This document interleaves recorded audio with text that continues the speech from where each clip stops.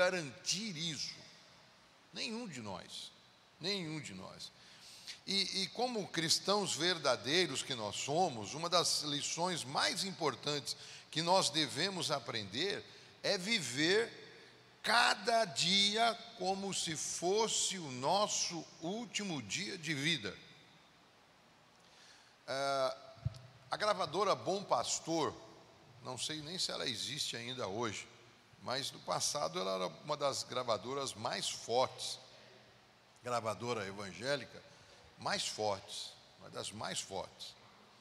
Inclusive, pastoreei uma igreja onde tinha uma orquestra chamada Filadélfia, e ela gravou os seus 2 discos, ainda na época da bolacha, do bolachão, gravou os seus 2 discos pela gravadora Bom Pastor, uma gravadora fantástica. E ela tinha o slogan, e o seu slogan era assim: viva hoje como se Cristo viesse amanhã. Viva hoje como se Cristo viesse amanhã. E eu sempre dizia para os músicos da orquestra, do coral, que eu não gostava muito desse slogan, não. E eu dizia para eles: viva hoje como se Cristo viesse agora. Viva hoje como se Cristo viesse agora, não amanhã. Porque amanhã, daqui para amanhã, você tem aí algumas horas para você fazer bobagem, se você pensar nisso. E se você pensar em viver hoje como se Cristo viesse agora, não tem tempo para você pensar ou querer se dar ao luxo de fazer qualquer bobagem, qualquer besteira. Então, o que nós precisamos aprender como cristãos é viver cada dia como se ele fosse o último dia. Jesus está voltando, Jesus está chegando. Nós não sabemos quando é que nós seremos chamados pelo Senhor, seja no arrebatamento, ou seja pela morte física. Nós não sabemos quando isso vai acontecer, de que maneira vai acontecer. E se nós soubéssemos que amanhã seria o nosso último dia, como é que ele seria? De que maneira seria? Como seria o nosso último culto? Como é que seria, pastor Evaldo? Jesus volta amanhã, ou eu morro amanhã. Como é que seria meu culto hoje? Como é que nós faríamos? Como é que seria o nosso último dia de trabalho? Como seria o nosso último dia com a família? Como seria o nosso último dia como cristãos aqui nessa terra? Como seria? Eu meditava nesse texto hoje de manhã cedo. Eu achei muito interessante a reação do rei Ezequias. Muito interessante. Quando ele recebeu o anúncio do profeta dizendo: amanhã vai morrer, põe a sua casa em ordem, porque certamente você vai morrer, não vai viver. Ezequias vira para a parede, e é interessante isso. Eu imagino que ele virou para a parede porque ele não queria que ninguém visse o seu semblante, não queria que ninguém visse a sua dor, ninguém visse o seu choro, o seu lamento, porque por mais esperança que a gente tenha de viver a eternidade, irmãos, nós temos família, e nós pensamos nela, pensamos como é que vão ficar, né? Eu tenho 3 filhos, ainda que sejam grandes, adultos, com mais novo tem 33 anos, ainda assim a gente pergunta, pensa com a gente, né? E se precisar de mim e eu não estiver aqui? Tem 33 anos, é casado, é pai de filho, mas continua sendo filho, continua sendo meu filho. E se ele precisar de uma ajuda paterna e o pai não está? Então eu imagino que Ezequias deve ter passado esse turbilhão de coisas na cabeça dele, e ele vira o rosto para a parede, chora, mas faz uma oração com toda a sinceridade do seu coração: Senhor, ser servido de lembrar como andei diante de ti em verdade, com um coração perfeito, fiz o que era reto aos teus olhos. Gente, para fazer uma oração dessa tem que ter coragem. Para fazer uma oração dessa, tem que saber que vida levou, que vida teve. Ele diz, olha, ser servido de lembrar. Deus não precisa lembrar de nada, porque Ele é um eterno presente. Mas na linguagem humana, recorda aí, Senhor, que eu fui um servo que vivi com um coração perfeito, que eu tive temor diante de Ti e fiz o que era reto diante dos Teus olhos. Olha aí, Senhor, agora o Senhor vai tirar a minha vida no auge, né? Talvez ele pensasse, estou no auge do meu reinado e vou perder a minha carreira, vou perder a minha vida. Louvado seja o nome do Senhor. É interessante que quando Deus fala para ele dessa maneira, né, você morrerá, você não vai escapar, segundo a Almeida Revista e Atualizada, a oração de Ezequias, ela foi tão verdadeira e tão sincera, tão honesta diante de Deus, que Deus ouviu as orações, viu essas lágrimas sinceras, Ezequias confiou no poder, e Deus viu que Ezequias confiava no poder dele ser curado, e Deus atendeu por misericórdia a oração que Ezequias havia feito, e ainda lhe deu mais 15 anos de vida. Irmãos, para pensar um pouquinho. Louvado seja Deus. Qual é a melhor maneira de nós aproveitarmos a vida? Qual é a melhor maneira de nós vivermos para o Senhor, aproveitando a vida? Não é desperdiçando a vida, é aproveitando a vida. Qual é a melhor maneira? É isso que eu quero pensar com você hoje. Louvado seja o nome do Senhor. A melhor maneira de aproveitar a vida e viver melhor. 3 atitudes que eu quero trazer para você aqui. Primeira atitude: temos que esquecer as feridas do passado. Repita comigo: temos que esquecer as feridas do passado. Filipenses 3, 13 e 14, Paulo diz assim: irmãos, quanto a mim, não julgo que o haja alcançado, mas uma coisa faço, e é que, esquecendo-me das coisas que atrás ficam, e avançando para que estão diante de mim, prossigo para o alvo, pelo prêmio da soberana vocação de Deus em Cristo Jesus. É muito triste a gente dizer isso, irmãos, mas a nossa vida, ela não é um mar de roda. Nós temos problemas, não é uma vida boa, tranquila, como se nós fôssemos alienados do mundo.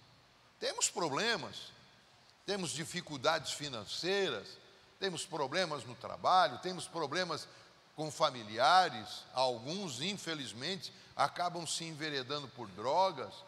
Nós temos problemas de traições, pessoas que dizem o tempo todo, estamos juntos, daqui a pouco apunhala as costas, né? Apunhala as costas da gente. Pastor Alex Cardoso, ele costuma dizer, quando você for abraçado por alguém, e você sentir alguém passando a mão assim nas suas costas, cuidado, ele está procurando o melhor lugar para enfiar a faca.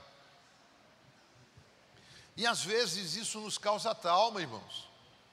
Às vezes isso nos causa traumas, problemas. Às vezes uma infância ruim, uma infância onde houve abusos, infância onde houve situações que nos machucaram muito, criaram muito embaraços, criaram muitas dificuldades. Infelizmente, existem pessoas que já viveram momentos extremamente desagradáveis, tristes, lá no passado.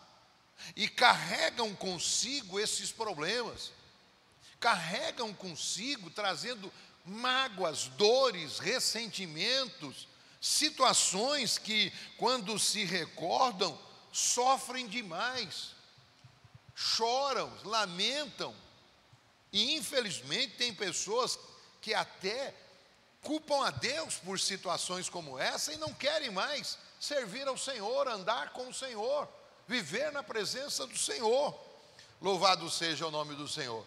Mas não é isso que Deus prometeu para nós.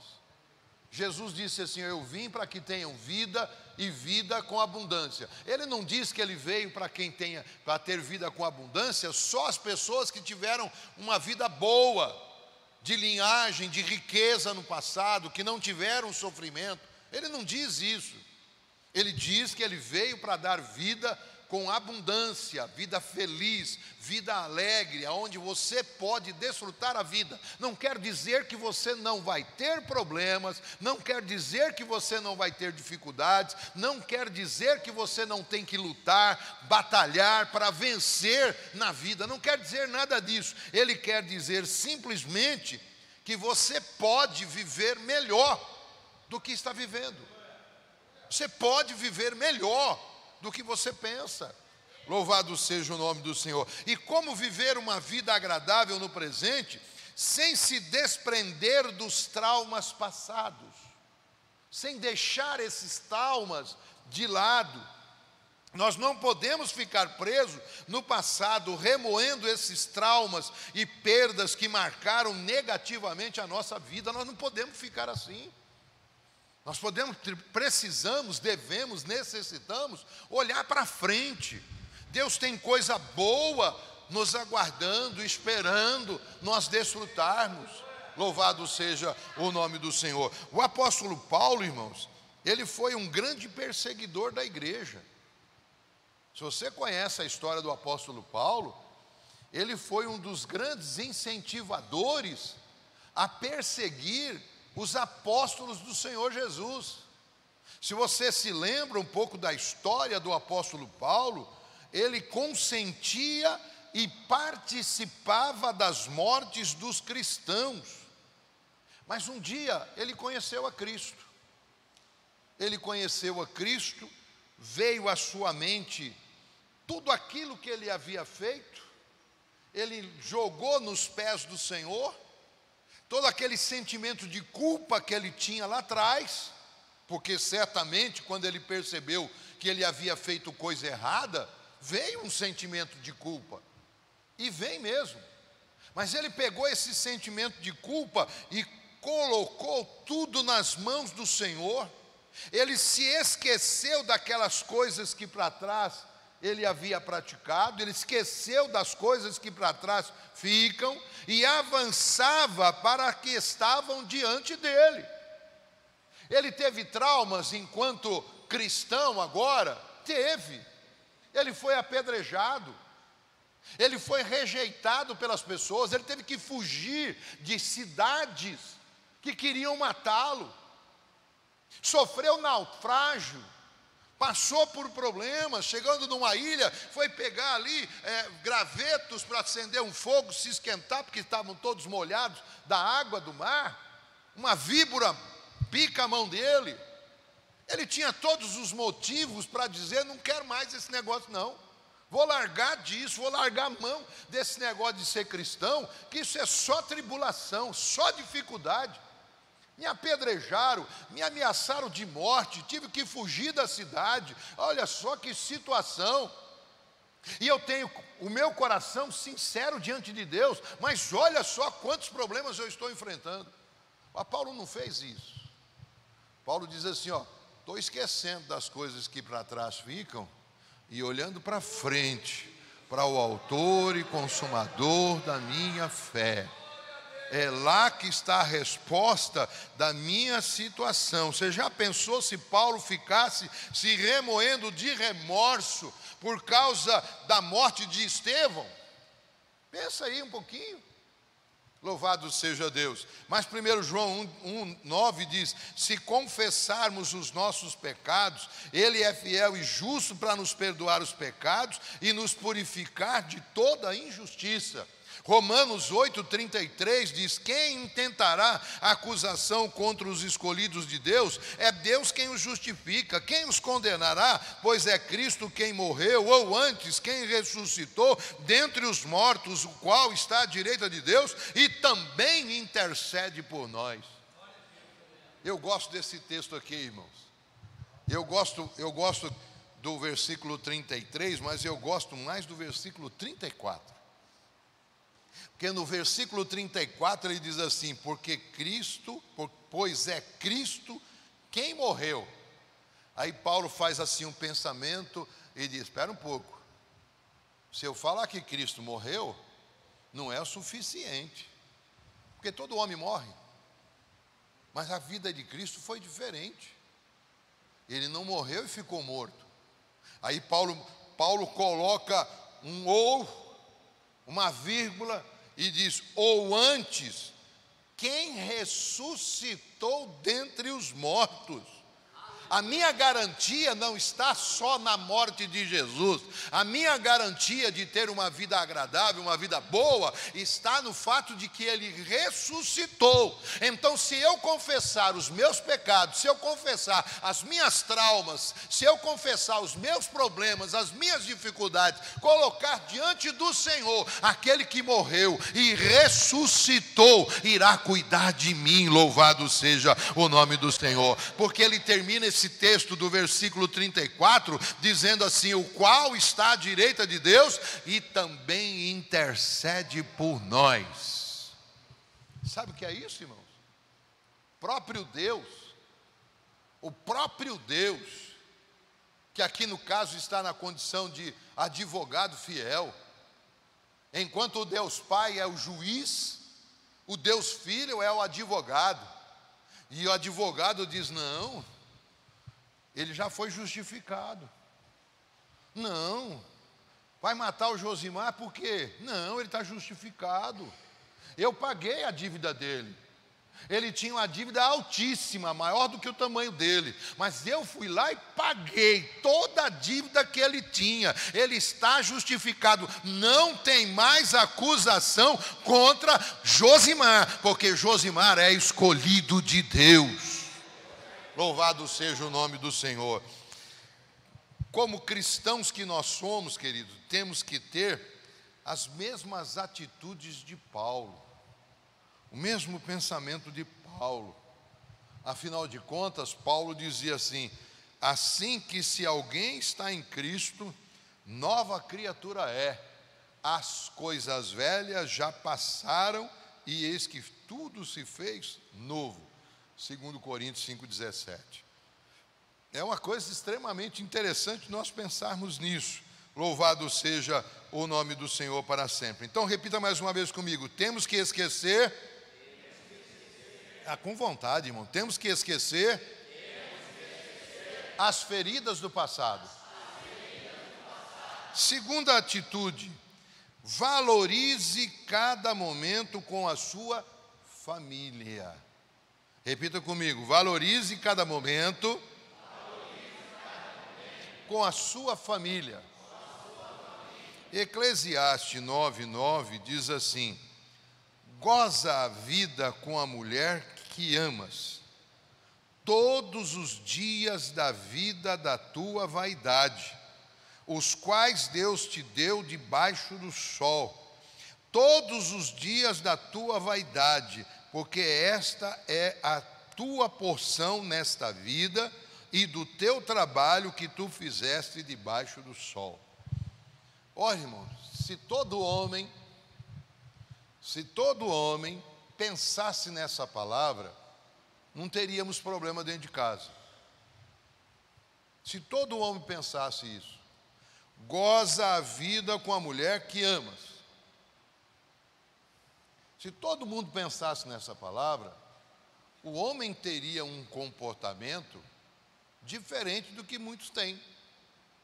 É uma coisa absurda nos dias de hoje. Parece que os casamentos são realizados com o seguinte pensamento: se não der certo, a gente separa.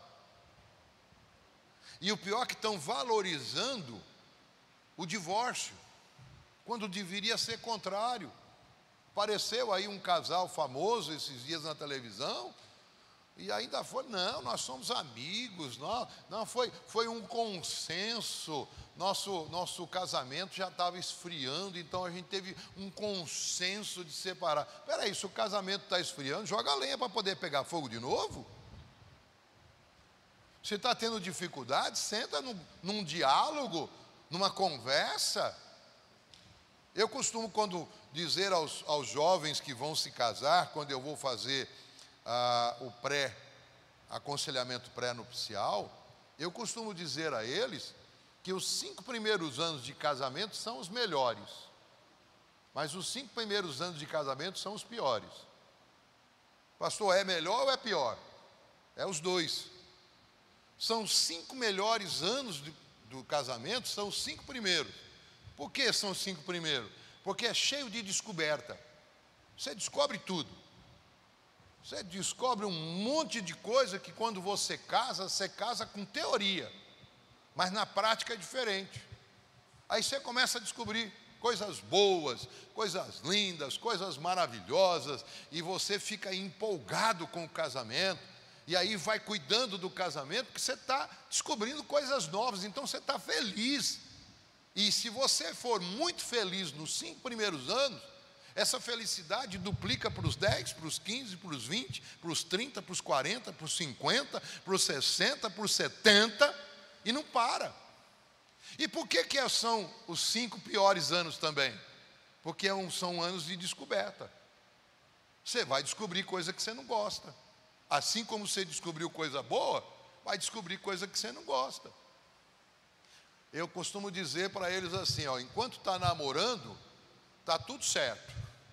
Deu uma estremecidinha na conversa, um fala tchau, como diz meu neto, beijo, tchau, né? A hora que vai embora, o netinho fala assim, beijo, tchau. Para o vovô é assim, para a vovó dá abraço, dá beijo, né? Não vai não, vovó, fica, vovô pode ir, mas a vovó não. Deixa o vovô cheio de ciúmes, né? Mas quando está namorando, é mais ou menos isso, beijo, tchau. Porque percebe que o negócio está estreito. Então, para não brigar, vai embora.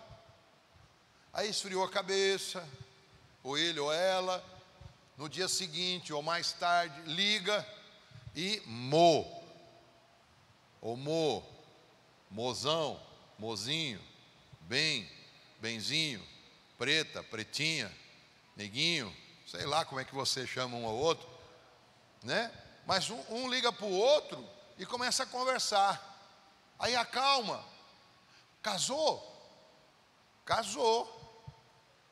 A batata assou. Você vai fazer o quê?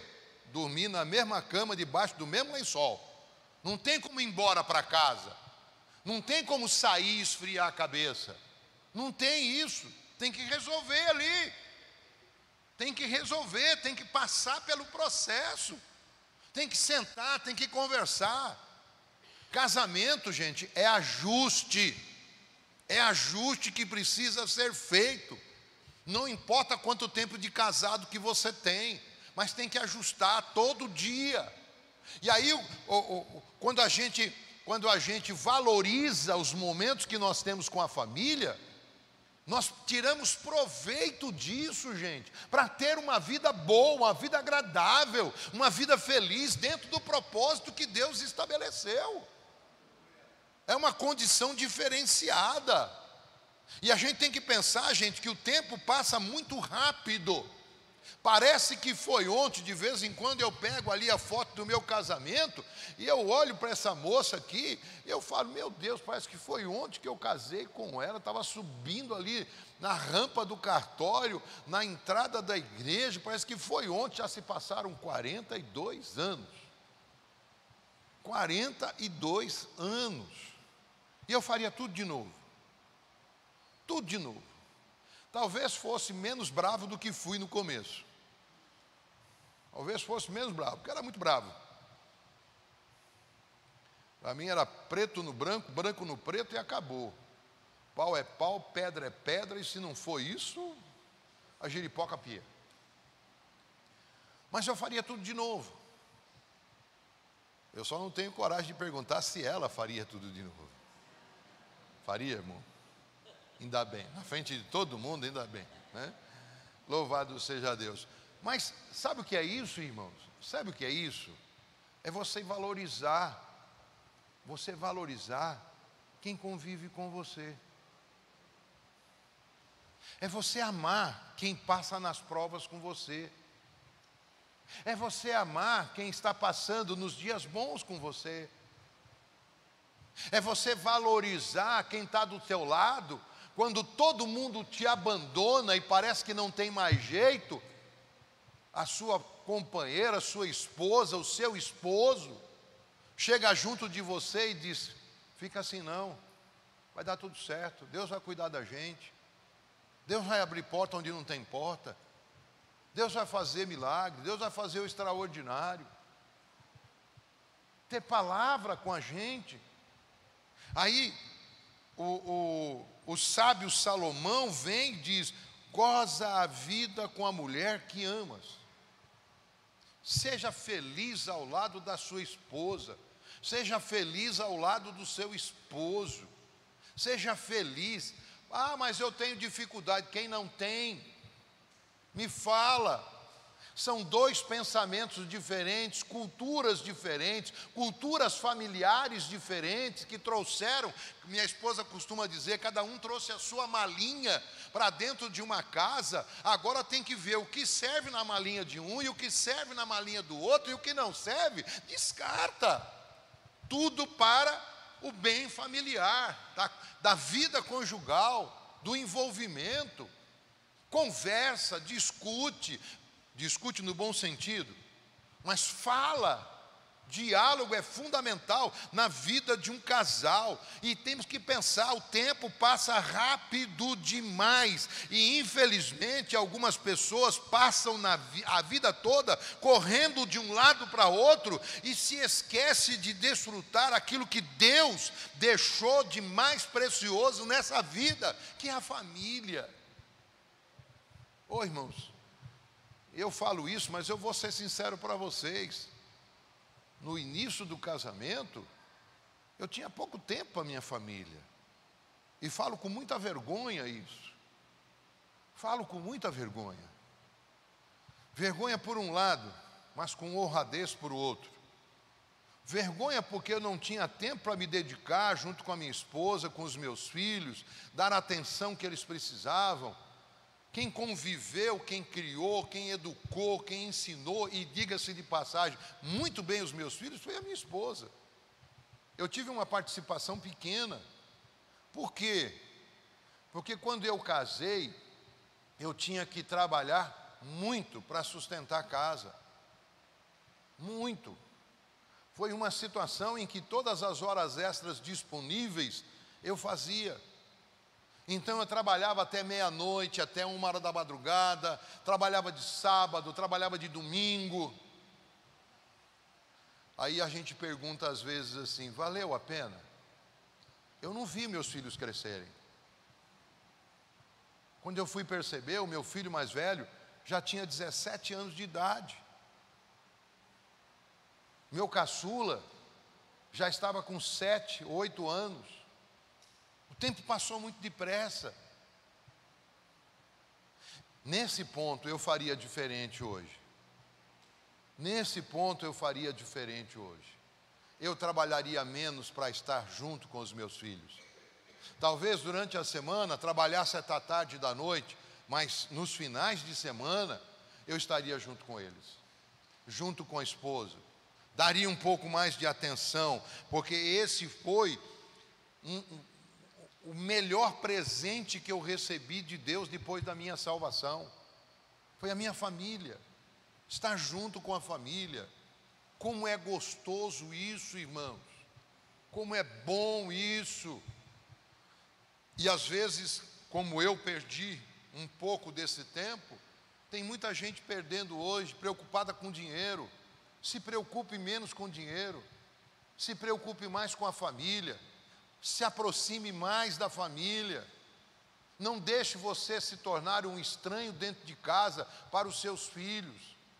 Tem muitos filhos de crente que estão afastados da igreja hoje. Não quero generalizar e dizer que todos eles são isso. Pelo amor de Deus, não pense isso. Mas tem muitos filhos que se afastaram da igreja porque não tiveram pai, mãe presente para lhes ajudar, para estar junto com eles. Trabalhava, correria, aquele negócio todo, e aí depois dizia: sou canela de fogo, vou para a igreja, vai se converter. Isso sim, porque deixa os filhos largados na rua, deixa os filhos de qualquer jeito na rua, para dizer que está fazendo a obra de Deus. Para com isso, gente. A obra de Deus que quer que você faça é cuidar da sua casa, dos seus filhos, para eles não saírem dos caminhos do Senhor, dar as devidas orientações a eles, cuidar deles. A sua família é o principal.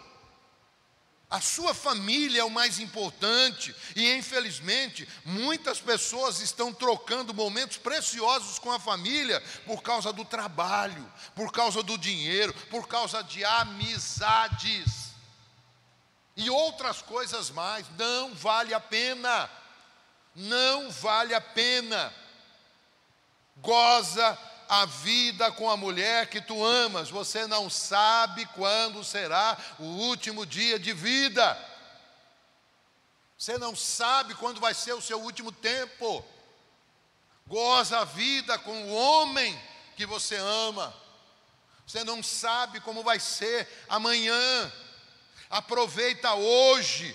Louvado seja o nome do Senhor. Não sabemos quanto tempo temos para desfrutar ao lado da nossa família. Por isso nós não podemos trocar a nossa família pelos cuidados ou riquezas deste mundo, em hipótese alguma. Irmãos, se nós pararmos para pensar, louvado seja o nome do Senhor, que foi Deus quem constituiu a família. Foi Deus quem realizou o primeiro casamento. Foi Deus quem realizou a primeira cesariana. Foi Deus. Se nós pensarmos nisso, irmãos, olha a importância da família. Olha os cuidados com a família. Olha a atenção que Deus deu para a família. Se Deus deu toda essa atenção, por que nós não damos? Aí vem o diabo e sabe que a família é importante, que a família é a célula máter da sociedade. Aí vem o diabo e sabe que foi Deus que criou a família, e que uma família forte faz igreja forte, uma família destroçada faz igreja destroçada. Aí ele vem lutando contra a família, batalhando contra a família, querendo destruir a família de tudo quanto é jeito, de tudo quanto é maneira, com verdadeiro despudor total. Mas não é isso que a Bíblia ensina para nós, gente. Não é isso. Nós temos que valorizar mais a nossa família, dar mais atenção à nossa família. Louvado seja o nome do Senhor para todos sempre. Deus, foi Ele quem nos colocou em um lugar onde juntos, marido e mulher, possamos crescer e frutificar. A família é um projeto de Deus. A família é resultado de uma soma, na fusão de dois que se tornam um, e como uma unidade acabam se multiplicando para a glória de Deus. Louvado seja Deus. A matemática de Deus é algo extraordinário. Quando nós nos tornamos uma só carne, nós nos alegramos e temos os mesmos planos, os mesmos propósitos. Louvado seja o nome do Senhor. Quando nós casamos, eu e minha esposa, o pensamento nosso era ter um filho. Talvez não tão rápido, ainda que há 42 anos atrás, a igreja era cruel. os membros da igreja, pastores, eram muito cruéis. Casou, tem que ter filho. Era o que nós mais ouvíamos. E aí, quando é que vem o bebê? E aí, quando é que vem o bebê? Imagine isso, irmãos. Imagine se um dos dois tem algum problema que não pode gerar. É só aumentar a carga, só aumentar a dor, só aumentar o sofrimento. Para com isso, gente. Hoje, o meu conselho para quem se casa é diferente. Meu conselho para quem se casa é: espere um pouco para ter filho. Curta a vida com a sua esposa, curta a vida com o seu esposo. Depois você pensa em filho. Porque quando vem o filho, as atenções vão ser divididas. As atenções vão ser divididas. O instinto materno vai dar uma atenção grande ao filho. Você pode estar lá no rala e rola, como diz o outro, a criança chorou, adeus, tchau. Vai correndo cuidar da criança. Deixa chorar um pouquinho, estava tão bom. Não, tem que correr, cuidar da criança. Então, demora um pouco, cuide um pouco, trate um pouco de vocês mesmos. Curtam-se um pouco mais. Goza a vida com a mulher que tu amas, em todo tempo, em todas as ocasiões. Louvado seja o nome do Senhor. A chave para uma família próspera é a gratidão a Deus. Tudo provém de Deus e não há nada que não seja dado por Ele. Nos alegramos quando a Cléia diz: estou grávida. Uma alegria. Alegria tremenda. Qual vai ser o nome? Meu Deus, e agora? Vamos correr atrás do nome. Eu já disse, se for homem vai ser Júnior. Eu gosto do meu nome. Vai ser Júnior. E se for menina? Vai ser Cléia. Cleinha? Não. Vai ser Valéria. Se for, vai ser Valéria. Aí nasceu menino, Júnior. Um ano depois ela engravidou de novo. Olha só que situação. Um ano depois ela engravidou de novo. Menina, Valéria. 6 anos depois engravidou outra vez. Menino, Marcos. Aí disseram: não põe nome de Marcos. Marcos é problema. Sabia, pastor Evaldo? Disseram que Marcos, todos os Marcos são problemáticos. Meu filho quebrou essa regra. Quebrou essa regra. Dizem que Marcos quer dizer martelo. Então é um problema. Meu filho é fantástico. Não é porque é meu filho, não. Mas é fora da curva. Filho amoroso, cuidadoso, atencioso, preocupado com mãe, preocupado com pai, preocupado com os irmãos, preocupado com a esposa, preocupado com o filho. Cuida, é atencioso com as coisas de Deus. Enfim, quem falou que Marcos era problema, mordeu a língua até sangrar. Porque esse Marcos não é. Louvado seja o nome do Senhor. Deus nos sustenta, não deixa faltar nada na nossa mesa. Irmãos, podemos até não ter muito. Podemos até não ter muito. Eu quantas vezes comi ovo? Porque a minha mãe tinha criação de galinha. Quantas vezes não comi ovo? E adoro ovo. Pastor, um bife ou ovo? Ovo. Quantas vezes não comi couve? Couve na salada, couve refogada, porque não tinha outra coisa para comer, tinha plantado em casa. Tomatinho da plantação de casa. Não tinha dinheiro para comprar outra coisa, mas nunca passamos necessidade. Porque quando faltou, que não tinha de onde tirar, Deus mandou. Com a sacolinha na mão, alguém chegou e disse: ô filha, estava orando, Deus mandou trazer isso aqui para você. Leite para as crianças, arroz, feijão, açúcar, óleo, sal, tudo que precisava. Deus cuida da gente. Louvado seja Deus. Mesmo nos momentos difíceis, devemos continuar sendo gratos a Deus e reconhecendo a sua soberania e superando os desafios em união. Em união. Quer ser feliz? Renuncie. Quer ser feliz? Renuncie em razão. Às vezes a gente tem que renunciar para poder ser feliz.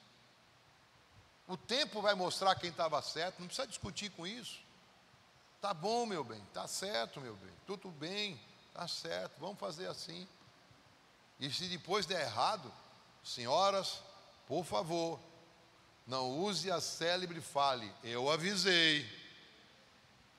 Não façam isso, que é pior ainda a situação. Aí entorna o caldo, né? Mas viva em família, aproveite a oportunidade, aproveite hoje, abrace hoje, beije hoje, faça hoje, amanhã você não sabe como é que vai ser.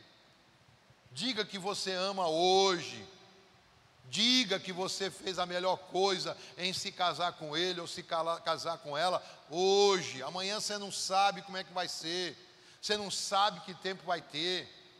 Aproveite isso, aproveite mesmo. Louvado seja o nome do Senhor para todos sempre. Terceira atitude: esteja sempre preparado para se encontrar com Deus.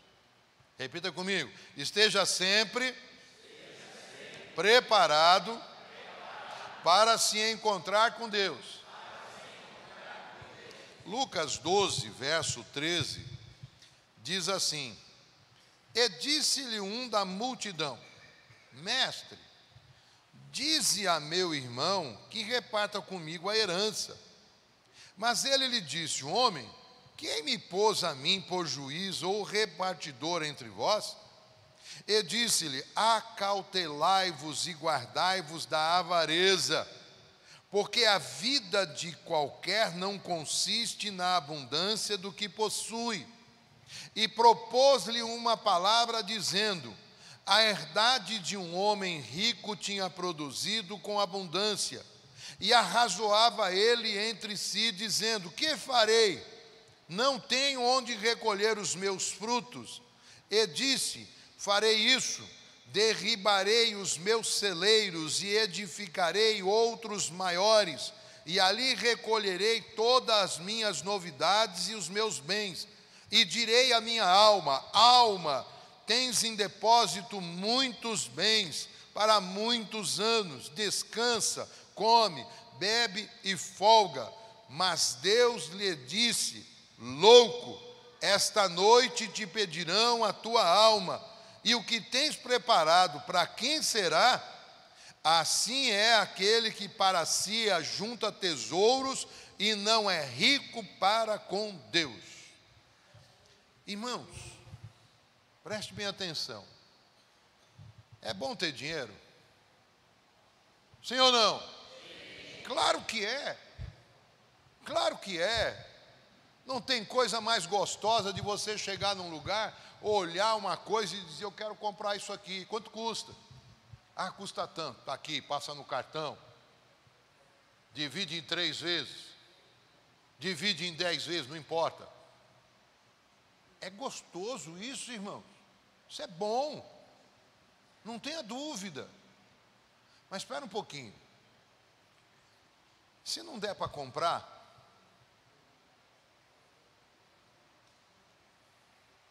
é melhor não comprar. É melhor não fazer bobagem. É melhor não colocar o coração nisso. É melhor não colocar o coração nisso. Porque às vezes o coração está tão dentro de uma situação financeira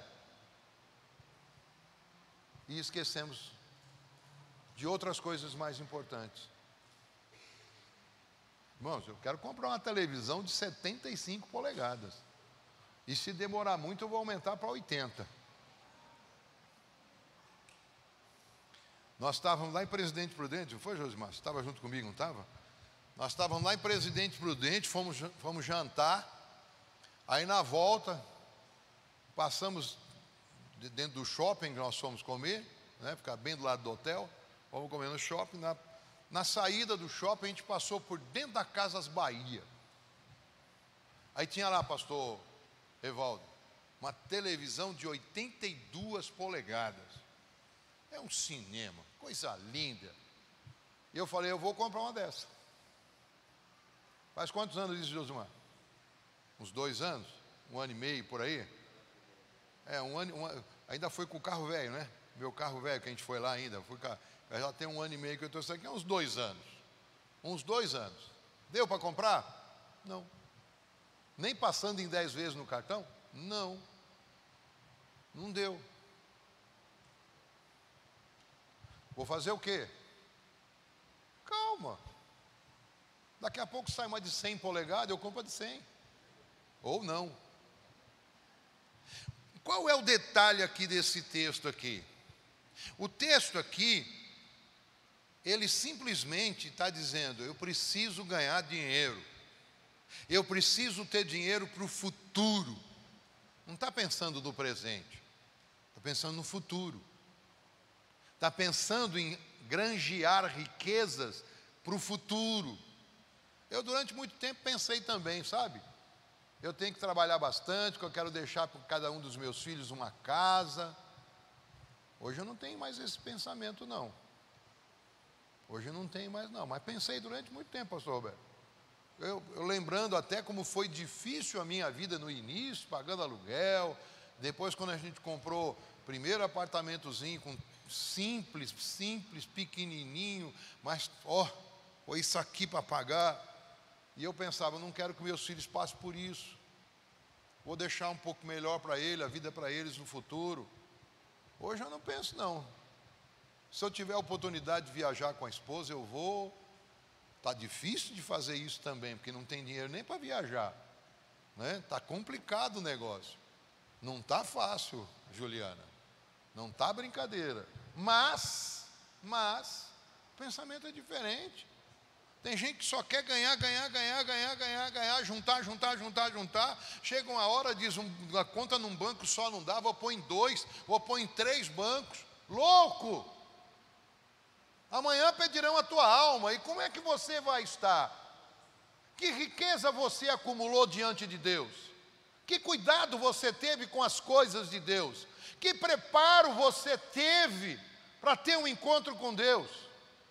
Olha o texto que nós lemos aqui, irmãos. E naqueles dias adoeceu Ezequias de morte, e o profeta Isaías, filho de Amós, veio a ele e lhe disse, assim diz o Senhor, ordena a tua casa, porque morrerás e não viverás. O que adiantou? Guardar riqueza. Conta-se, os historiadores, que Júlio César, grande conquistador, Júlio César, grego, Alexandre, obrigado. Falei Júlio César, mas Júlio César é conquistador romano, não foi ele, foi Alexandre. Alexandre, quando morreu, ele disse assim, olha, eu não quero que o meu caixão vá fechado, eu quero que o meu caixão vá aberto, e a minha mão do lado de fora. Deve ter sido um negócio assim, extremamente estranho. Pessoal fazendo o cortejo fúnebre e a mão de Alexandre do lado de fora, cheio de corrente no braço, anel no dedo. E alguém perguntou para ele e disse assim, por que, Alexandre, você quer isso? Para que as pessoas vejam que nós não levamos nada daquilo que nós conquistamos aqui. Não levamos nada, não tem serventia. Dentro do caixão, dentro do túmulo, não tem serventia nenhuma aquilo que nós ganhamos aqui, aquilo que nós conquistamos aqui. Mas se nós juntarmos tesouro no céu, aí as coisas são diferentes. Se juntarmos tesouro no céu, as coisas serão diferentes, completamente diferentes. Diferente do que pregam algumas religiões, a Bíblia nos ensina que nós só temos uma vida para determinar onde nós passaremos a eternidade. Hebreus capítulo 9, versículo 27, está escrito assim, ó: e como aos homens está ordenados morrerem uma vez, vindo depois disso o juízo, nós não teremos uma segunda vida para escolhermos entre céu e inferno. Esses dias eu preguei aqui na sede, acho que 2 domingos atrás, sobre o rico e o Lázaro.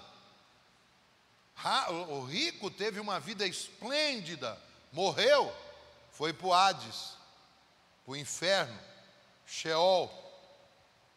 Enquanto que Lázaro, e o nome do rico nem é conhecido, mas Lázaro teve uma vida de dificuldade financeira, mas diferentemente do rico que só preocupou com a riqueza, Lázaro se preocupou com as coisas de Deus. E quando morreu, foi para o seio de Abraão, o paraíso. Lá do inferno, o rico via Lázaro tranquilo, sossegado, talvez ali um anjinho ali fazendo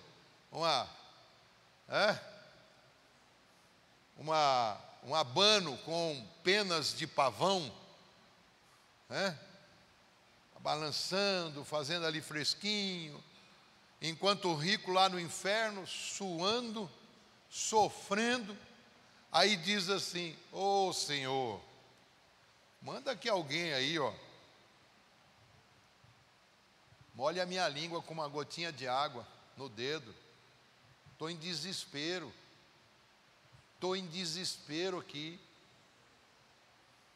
E eu concluí essa mensagem no domingo, não vou repregar, claro que não, mas eu concluí a mensagem dizendo que o problema não é o calor do inferno, o problema não é o fogo do inferno, o problema, pastor Roberto, é a ausência de Deus, que é muito diferente. Então tem muitas pessoas que não param para pensar, não se preocupam com isso. Lamentavelmente, alguns cristãos também se preocupam demais em granjear coisas, em trabalhar, e se esquece de dedicar um tempo para construir riquezas diante de Deus. Buscai primeiro o reino dos céus e a sua justiça, e as demais coisas vos serão acrescentadas. Louvado seja Deus. Pode parecer drástico e chocante, mas nós precisamos estar conscientes disso. Precisamos ter em mente que nós precisamos nos preocupar com o futuro eterno, com a eternidade, não com as coisas materiais para o futuro, mas com a eternidade, o que será, como vai ser. Então tem muitas pessoas que estão se preocupando com o momento, como se a vida fosse tudo, né? Essa vida fosse tudo, mas ela não é. Saiu agora uma história em que a ciência, estudando, chegou à seguinte conclusão: morreu, acabou. Morreu, acabou. E eu fiquei pensando, como é que os camaradas conseguem chegar a uma conclusão como essa? Saber que morrer, acabou. Quando a Bíblia diz que quando nós morrermos, o espírito volta para Deus que nos deu. O corpo volta para a terra. E a alma? A alma vai ficar aguardando o julgamento de Deus. A alma que pecar, essa morrerá. Então não acabou não. Não acabou não.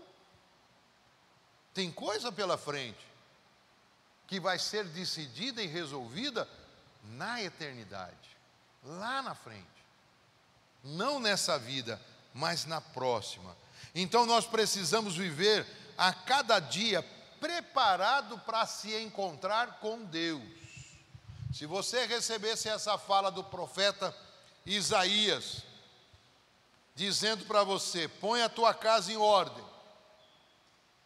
porque você não vai escapar, você vai morrer. Qual seria a sua reação? Você teria riqueza suficiente para virar a sua cara para a parede e dizer ao Senhor: ser servido de lembrar que eu andei na tua presença com um coração perfeito, fui fiel? Você teria riqueza suficiente para isso? Ou não? Finalizando aqui a minha palavra, nessa noite, querido, nós pensamos um pouco. E nesse pensamento, meu intuito era aprendermos um pouco que para viver o melhor de Deus, nós precisamos viver a cada dia como ele se fosse o nosso último dia, o último dia de nossas vidas, esquecendo-se das feridas, dos traumas, das perdas do passado, valorizando cada momento com a família, em especial com a esposa, com o esposo, e estando plenamente preparados para um encontro com Deus. O profeta, se não me falha a memória, Obadias, eu não marquei aqui, mas se não me falha a memória, Obadias, ele diz, não é Obadias não, esqueci qual é o profeta, mas o profeta lhe diz: prepara-te, ó Israel, para te encontrares com o Senhor teu Deus. Não, Ezequiel não é um dos profetas menores. Ageu, pode ser, é um dos profetas menores. Prepara-te, ó Israel, para te encontrares com o Senhor teu Deus. E eu vou parafrasear essa fala do profeta, possivelmente Ageu. Prepara-te, Nova Odessa, para te encontrares com o Senhor teu Deus. Desperta, Jesus está voltando. Ele está voltando. E nós precisamos estar preparados para isso. Que Deus nos ajude, que Deus tenha misericórdia de cada um de nós. Pastor Josimar, ministra a oferta, assobia, chupa a cana.